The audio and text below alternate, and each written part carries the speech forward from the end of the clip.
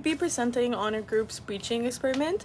We will begin by explaining one of our mechanisms to carry out the experiment, then explaining some of the key definitions and concepts for the video and how they relate to our experiences through examples of the challenges that we faced and that we adjusted to with our new routine.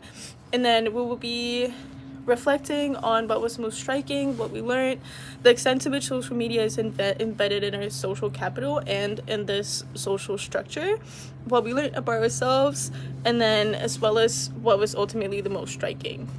The Oxford Dictionary defines social media as websites and applications that enable users to create and share content or to participate in social networking. Throughout the course of this project, each group member partook in the experiment to not go on social media for the course of a week. This included the complete avoidance of platforms including Instagram, TikTok, X, Snapchat, Facebook, etc. During my week of no social media, I edited my phone's app allowance settings so that way if I were to open up a social media app I'm not supposed to be using, I would be shown a screen that I'd have to tap through. Therefore, I would be reminded that I'm not supposed to be on there right now. With the exception of Instagram, because of the direct messages, I have multiple group projects going on right now and we all use Instagram to communicate. As a group, we developed our own working definitions of the term social media by also applying 3 additional self-defined guidelines. Firstly, how widely each app or website was socially recognized as a form of social media by drawing on both personal understandings as well as broader social consensus. Secondly, to the extent we deemed consumption of these platforms as unnecessary versus necessary. And third, in the case of videos, the length, format, and content of the videos were all variables that we considered when defining what fell underneath this social media category. In this way, we drew boundaries both across platforms as well as within platforms. For example, many group members continued to use YouTube, a platform that falls underneath the formal definition as a kind of social media, for school and learning related purposes. But we drew boundaries when it came to consuming YouTube Reels, a short-form video style very closely associated with video styles emerging from social media platforms such as TikTok and Instagram, platforms that we view as falling underneath the social media category as well as seen as serving a purely recreational purpose. A key text and theoretical framework that we will use in guiding our analysis of our experiment is Simmel's essay, The Metropolis of Mental Life, which outlines key ideas of urban sociology, as well as the sociological concept of social capital. So across this group's experiences not using social media for a week, a few common themes can be observed, one of these being that most of us felt the effects of lacking access to the kinds of information-based social structures that social media generates. Many social experiences in the context of a major city and of a large university especially depend on their participants' collective ability to decide upon a time, date, meeting place, and vague itinerary of a social event at the very least, because most people have limited time to dedicate to social experiences, and many often find themselves in multiple neighborhoods every day to study or work or run errands. Theorist York Simmel's early analysis of the relationship between social experiences and urban settings addresses these information-based social structures as natural products of the complexity of metropolitan life, particularly how metropolitan life necessitates involvement in a money economy. In order to succeed socially and financially in an urban setting, you must have the ability and desire to plan everything minutely, and to compute constantly where you need to be, at what time, and with what skills or goods in order to make money and to maintain your relationships.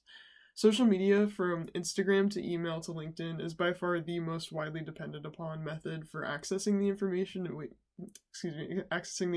need to make these computations. It tracks that having limited access to social media also means feeling out of the loop regarding potential social experiences and labor opportunities. During our week off of social media, something we became aware of was how much of our social life was being shaped by our online presence. During this week, several patterns of social interactions became more visible through the lens of theory. The absence of online engagement revealed how social media functions as a structure for generating and maintaining social capital. Likes, comments, messages, and shares all act as a small form of social investment, accumulating into a system of exchange that reinforces reputation, visibility, and access to information. When this system is interrupted, the mechanisms that sustain social capital become easier to identify. Social media functions as a marketplace for social resources, where participation itself is a form of currency. Each act of engagement contributes to maintaining one's position within a network. The absence of engagement disrupts the flow of these exchanges, revealing that social capital requires constant circulation to retain its value. In this sense, platforms such as Instagram or TikTok operate as economies of social interactions where values is measured through visibility, responsiveness rather than direct material exchange. A key dimension of social capital is instrumentality. Online relationships often serve as specific goals such as professional networking, information sharing, or self-promotion, rather than existing purely for personal connection. These instrumental uses transform social relationships into strategic assets. Within these frameworks, engagement is rarely random. It is guided by an understanding that maintaining visibility or recognition can yield future benefits. When digital access pauses, those instrumental interactions pause as well, and the efficiency of social systems declines. Spending a week without social media initially felt disorienting, and what stood out to many of us was a sense of discomfort and slight embarrassment that arose when we recognized how dependent we had become on these social platforms. We found ourselves instinctively reaching for our phones, often without purpose, which revealed how deeply these habits were embedded into our daily routines. It was especially uncomfortable for us to realize how much additional time appeared in our day once they were removed. This process reveals the behavioral foundations of social capital. Through repeated use, social media trains specific behavioral interactions such as habits of checking, responding, and reciprocating. These actions sustain the exchange network that produces social capital, and even in the absence of digital platforms, such routines continue to exist. While giving up social media for a week sounded easy, as time went on, we began to realize how deeply entrenched it was into our daily routines. Whenever I felt bored, anxious, or just had a free moment, my reflex was to reach out for my phone and search for one of those familiar social media icons. It's such a force of habit that I'd sometimes unlock my phone and just stare at the home screen blankly. The subconscious urge to scroll through social media made me realize it has become totally wired into my life. We collectively noted one common challenge: a fear of missing out on upcoming events. With Halloween right around the corner, it was difficult keeping tabs on what was going on and definitely led to a bit of anxiety. I personally felt a little disconnected and had to rely on friends to make plans and keep note of the events that venues would advertise on apps such as Instagram. For example, I use Facebook to find covers and pick up extra shifts at work. These opportunities were not readily available to me when I avoided using the app for a week, and I could have attempted to access them by calling the store and requesting that a scheduling manager kind of serve as like the middleman between me and another person looking to give their shift away. But this demands that I pay a higher cost in time because I need to call the store. If they put me on hold, that's an extra however many minutes, etc., etc.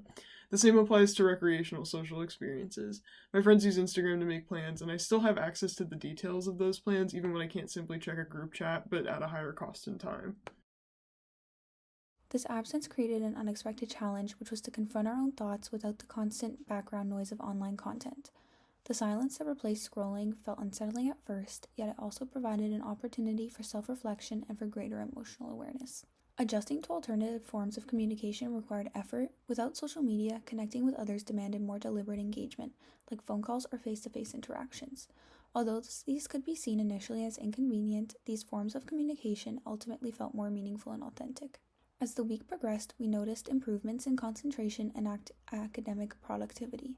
Without the constant flow of information and distraction, it became easier to focus on coursework and to be more present in our studies and lives.